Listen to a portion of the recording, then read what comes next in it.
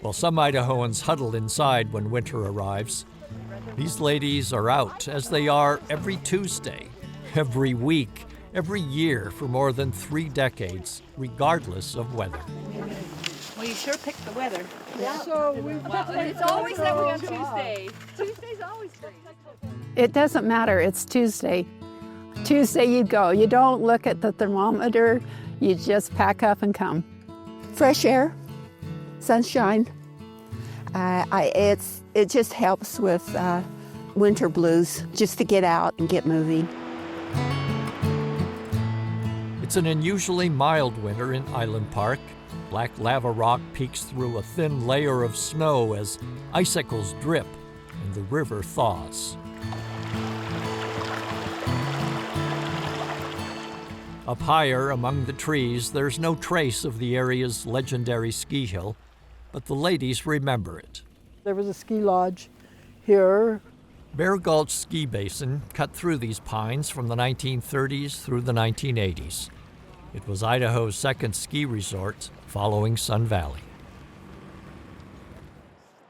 There's lingering evidence of locomotives, too. A train route, including old trestles, belts the curve of the ridge. The rail-turned trail doesn't host trains anymore, but the travel method is not forgotten.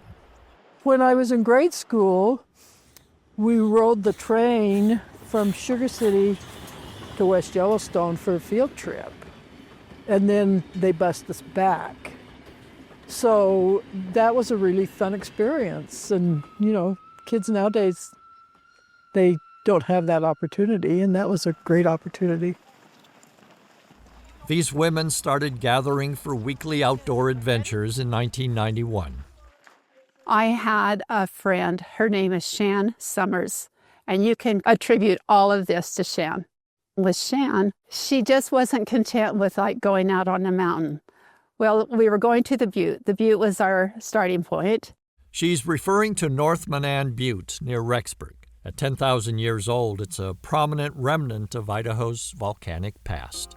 And so we went to the Butte, and then she said, well, that's kind of fun, but if we enjoyed hiking the Butte, maybe we would enjoy running.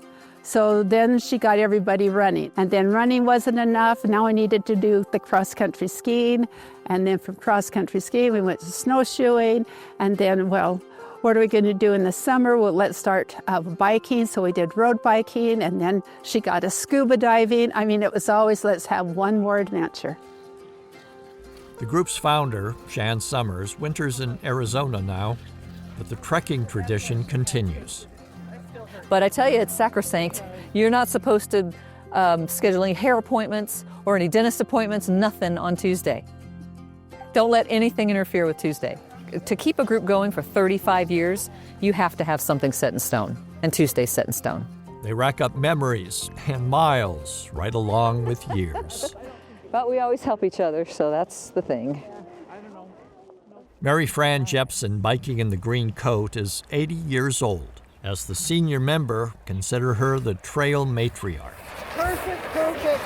I have a really hard time wrapping my mind around the fact that I'm 80, because I don't feel like I'm 80 and I don't want to be 80. I've had some really good experiences here, and I love the scenery, I love the river.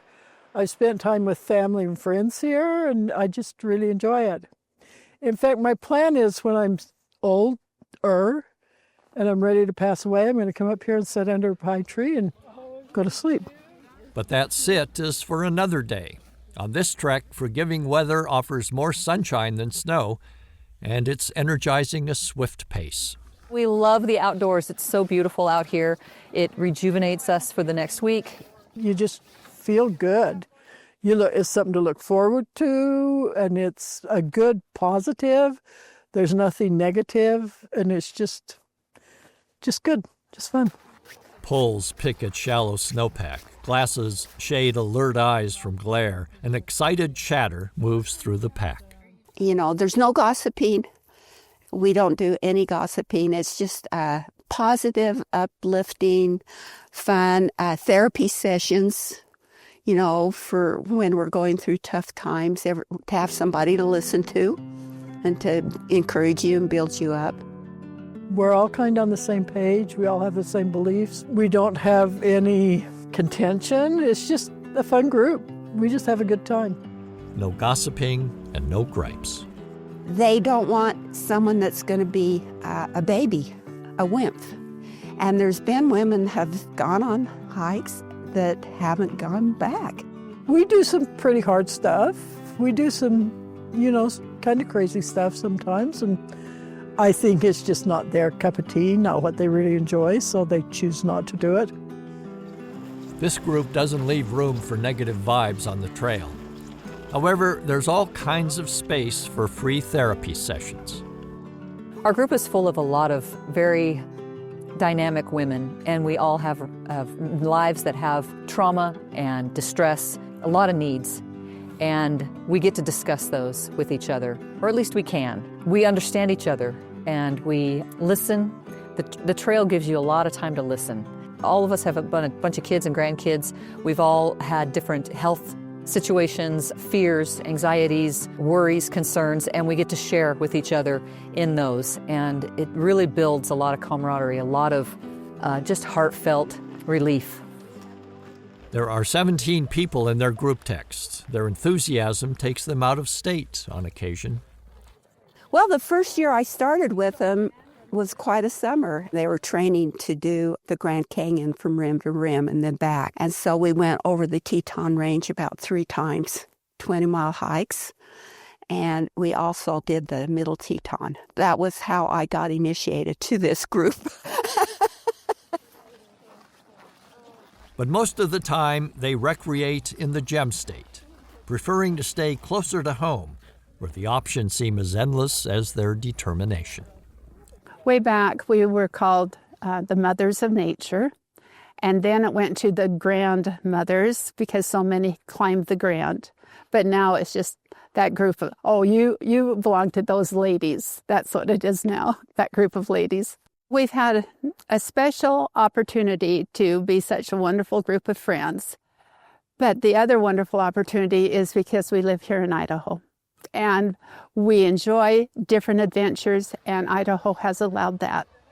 They keep adventuring to fend off nagging boredom and to stay ahead of aging bones.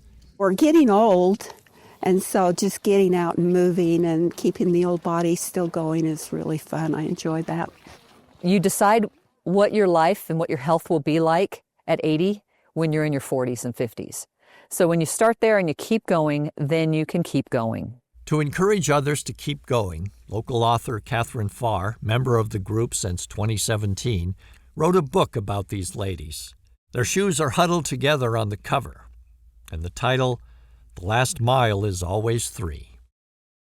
It's kind of like having a baby. You kind of forget how bad it was, and then you get back on the trail and you're like, oh, this is so glorious, until it's not, until the end, and you're going down and you're like, the last mile is always 3. It always feels like 3. The last mile is so hard, but the last mile is always 3 also includes the idea that those last years of your life, from 70 to 80, from 80 to 90, those miles are long as well. Our trials we get slower in the trials, and the trials get heavier, and so our backpacks are heavier as we get older. We're carrying more stuff, and we're just moving slower, and it just takes longer to keep traveling and to keep going up the hill, figuratively and literally. The book captures the essence of these explorers, these mothers refusing to let Father Time join their party. Wake up early, hoist a backpack, step on all rock or all sand. Never sand on rock. Inhale, exhale, choose the highest peak, and rejoice that you are exhausted. All of us began hiking in our 40s and 50s. It's never too late to do hard things. On the trail and in life, the last mile is always 3. Find some friends. The mountains are calling.